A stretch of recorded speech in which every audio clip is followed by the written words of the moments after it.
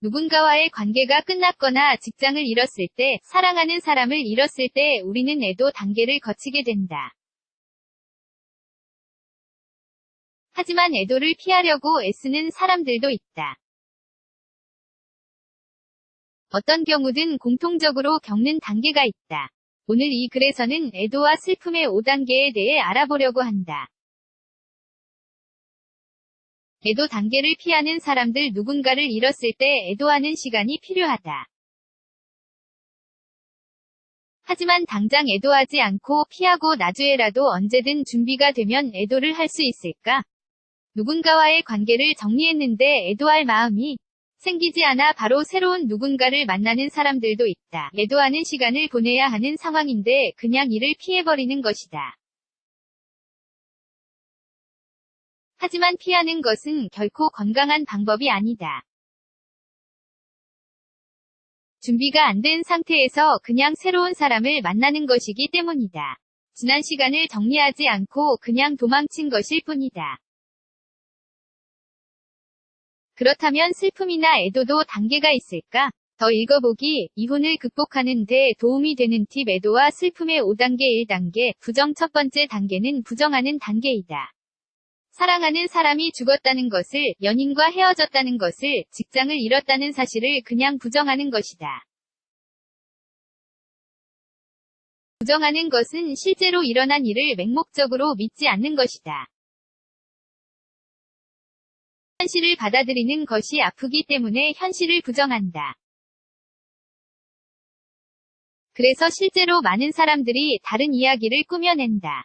죽은 게 아니라 여행을 갔다고, 혹은 헤어진 연인은 그저 혼자만의 시간이 필요했을 거라고 믿는다.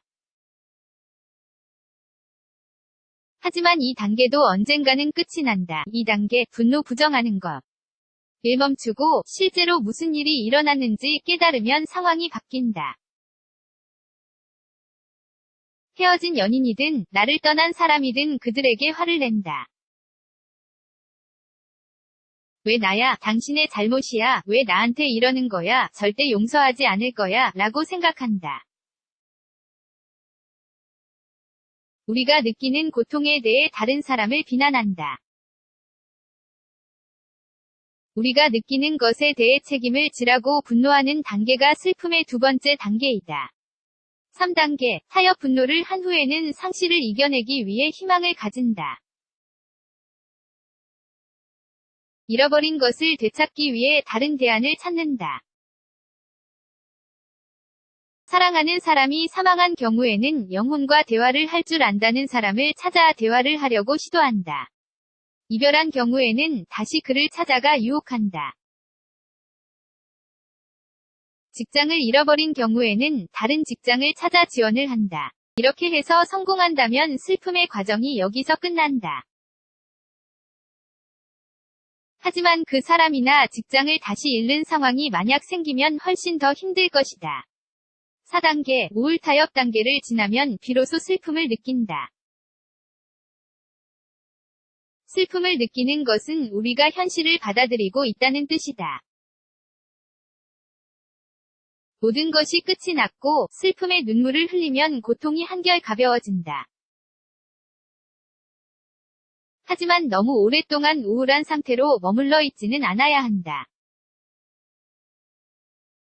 5단계. 수용. 애도와 슬픔의 마지막 단계는 수용하는 단계이다. 비로소 현실을 받아들이는 것이다. 더 이상 잃어버린 것에 대해 미련을 갖지 않고 현실을 수용한다. 배울 점을 찾고 앞으로 어떻게 살지 생각한다. 좋았던 시간은 마음속에 간직하고 나쁜 경험에서는 배울 점을 찾는다. 이 단계에서 절망, 슬픔, 피로를 느낄 수 있다. 하지만 시간이 지나면 점점 더 기쁨이 충만해지고 잘 살고자 하는 의지가 생길 것이다. 살다 보면 누구나 애도하는 경험을 하게 된다.